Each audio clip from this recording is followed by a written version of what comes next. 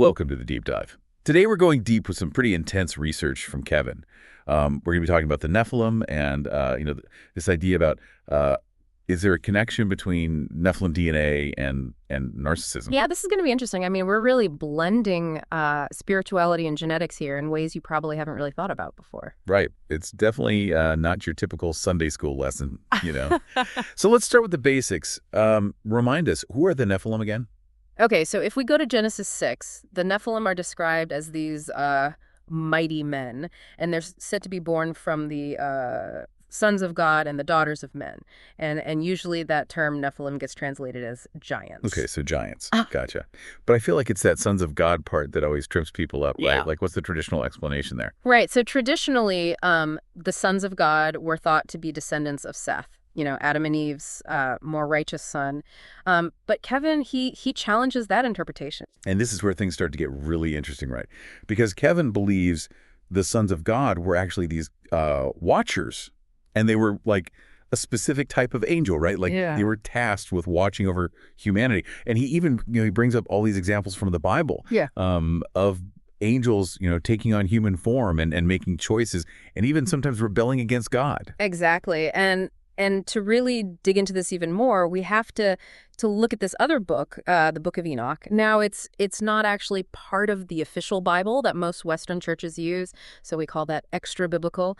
But it really gives us a lot more information about these watchers and what they were doing. So the Book of Enoch, it basically goes into more detail about the watcher's story. Like, what does it say exactly? Yeah, so it actually describes how these watchers, they rebelled against God, and they actually came down to earth and get this, they interbred with human women. And the result of that was the Nephilim, this race of giants. Okay, now I'm starting to see how we get that whole giant thing, but it doesn't sound like the Book of Enoch paints like a very pretty picture of the Nephilim, right? No, not really. It actually claims that they were consuming humans and even demanding like worship, And Kevin, he even suggests that demons are actually the disembodied spirits of these Nephilim, right? And they're like forever envious of humanity because they have no place in heaven. Wow. Okay, that is a whole other level of bad blood we're talking about. So okay, we've got these rebellious angels, their giant offspring. Now we've got demons in the mix, and then of course, then comes the flood. But if the flood was supposed to wipe out all this wickedness, like, how did this Nephilim DNA survive? Well, that's the million-dollar question, isn't it? Kevin, he theorizes that Noah and his family were chosen specifically because they had this pure human lineage, meaning like they weren't mixed with this Nephilim DNA. He also points to the story of Noah cursing his grandson, Canaan. Wait, you mean that whole thing where Noah gets drunk and Ham, who's Canaan's father, sees him naked? I remember that story. But I always thought that like the curse was because Ham saw his father like that, in that state. Yeah, that's the traditional take on it. But Kevin, he actually offers a totally different perspective. He suggests that that Noah saw these Nephilim traits in Canaan, right? So it meant that like this Nephilim bloodline, it somehow managed to survive the flood. Okay, so instead of it being about Noah's nakedness, it's actually about Noah recognizing this, like, this undesirable, let's call it genetic inheritance. That's a pretty wild interpretation. It is, and it leads us to these Canaanite tribes, especially groups like the Amorites, the Emims, the Zamzumim. They're all described as giants in the Old Testament. Oh, you mean like the giants that the spies sent by Moses were so terrified of? The ones described in the Book of Amos as being like as tall as cedar trees? That's right. And Kevin's argument is that, these wars in the Old Testament, they weren't really about race or religion, but about God trying to, like, eradicate the Nephilim lineage. He calls it a seed war, like a battle for, like, the very soul of humanity. Yeah. And he actually points to these specific passages where God, commands the elimination of certain tribes as evidence. So you're saying that these ancient wars might have actually been about something way deeper than just like land or resources. That's Kevin's theory, yeah, that it was like cleansing the world of this corrupting influence. Wow, that's a lot to process. I mean, we've got giants, angels, demons, floods, ancient wars, and it's all tied to this idea of Nephilim DNA. It's quite a story. It really is. And it makes you wonder, like, what does it mean for us today, right? Yeah. Like, if this Nephilim DNA survived, even in a diluted form, and how does narcissism fit into all of this? We'll dive into those questions right after this. Okay, so we've kind of laid out this idea, right, that the Nephilim, these powerful beings, offspring of angels and humans, their DNA might have even made it through the flood. But how does all that connect to like narcissism today? In the modern world. Well, that's where Kevin's theory gets really fascinating, I think. He draws this parallel between the intense hatred that the Nephilim had for humanity, at least as it's described in the Book of Enoch, and the cruelty and aggression that we often see in folks with narcissistic personality disorder. So he's saying that like some of those narcissistic behaviors, they could actually be traced back to this ancient genetic like inheritance. I mean, isn't that kind of a big jump? It is a bold claim for sure, and it's important to remember that this is just one interpretation. It's one perspective. We don't have any hard scientific evidence to prove that Nephilim DNA even exists, let alone that it's directly linked to narcissism. Right. Of course. I mean, we're talking theories and interpretations here, not like established science. Exactly. Yeah. But even as a theory, it's pretty thought-provoking, right? I mean, it makes you think about that whole nature versus nurture thing in a whole new way. Like, if some of our more negative tendencies, if they're actually rooted in our DNA, like passed down for generations,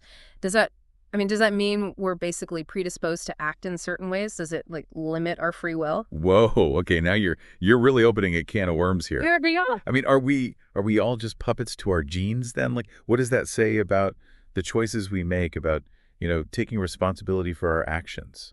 It's a pretty deep rabbit hole, isn't it? It is. And this is a question that philosophers and theologians have been, going back and forth about for centuries. But even if we entertain this idea, right, that maybe Nephilim DNA does have some kind of influence on how we behave, it's not necessarily saying that everything is predetermined. I mean, Kevin, he actually offers a bit of hope in his theory. Okay, I'm listening. What's the good news here? Well, he points to the idea of being born again. That's a pretty central concept in a lot of Christian traditions, and he's suggesting that being born again, it's not just about a spiritual transformation, but it's also like a symbolic washing away of this inherited negativity, like a chance to break free from those those ancient patterns. So even if we do have this, like, I don't know, this shadow DNA lurking inside us, it doesn't mean we're stuck with it forever. Like there's still hope for change and for spiritual growth. That's the idea. It's kind of empowering, right? To think that we actually have the ability to like transcend our genetic predispositions, whatever they might be. We're not just prisoners of our past. I like that. It's like saying, okay, yeah, maybe we inherited some baggage, but we don't have to keep carrying it around forever. Exactly. We have the power to choose a different path. So we've gone through Kevin's theories here, but I'm actually curious. What are your thoughts on all this? Like, what really stood out to you? What do you think resonates the most? For me, it's just fascinating how Kevin, he weaves together these spiritual ideas and genetic concepts, to try and explain some of these really complex human behaviors. Whether you agree with all his conclusions or not, it's a really interesting story. It makes you think critically about where good and evil come from, right? About the influence of ancient legacies, right? And the potential that we all have, for transformation. He's like connecting these ancient myths to modern psychology and asking us to think about like the deeper meaning of it all. Right? Yes, exactly. And it raises so many interesting questions, like could there actually be a scientific way to identify this Nephilim DNA? And if so, what would that even mean ethically? What would it mean for how we understand things like free will and taking responsibility for ourselves? Yeah, those are some pretty big questions. And honestly, I don't think there are easy answers. That's the beauty of these deep dives, right? I mean, they push us to think outside our comfort zones and really, really wrestle with these complex ideas. They remind us that, there's always more to learn, always more to explore. And sometimes it's those, those unexpected connections that lead to the most profound insights. I couldn't agree more. This deep dive has definitely given us a lot to think about. It has, for sure. And I think it's a good reminder that, even in a world that often feels so black and white, there's a lot of gray area. There are mysteries that we may never fully solve, and that's okay. Like, the journey of exploring, it's just as important as the destination. Well said.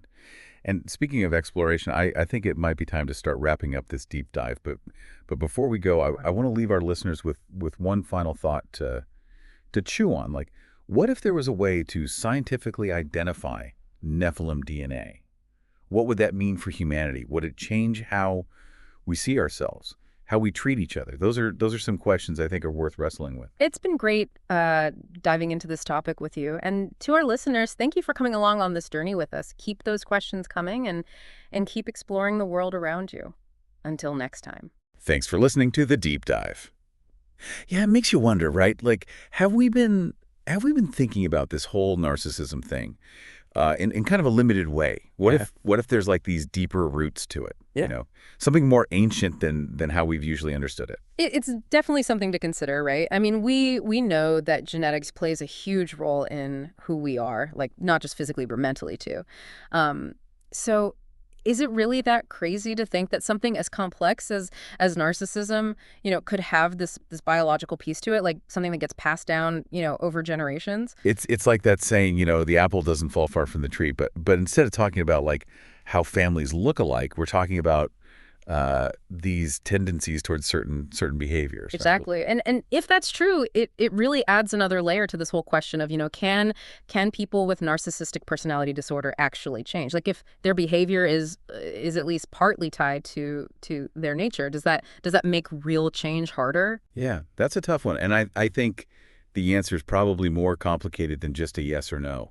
But I think no matter how much you agree with Kevin's theories, his research really shows us that narcissism, it's complicated. It's got all these different sides to it. Right. It's a reminder that we can't just boil it down to, bad choices or bad parenting.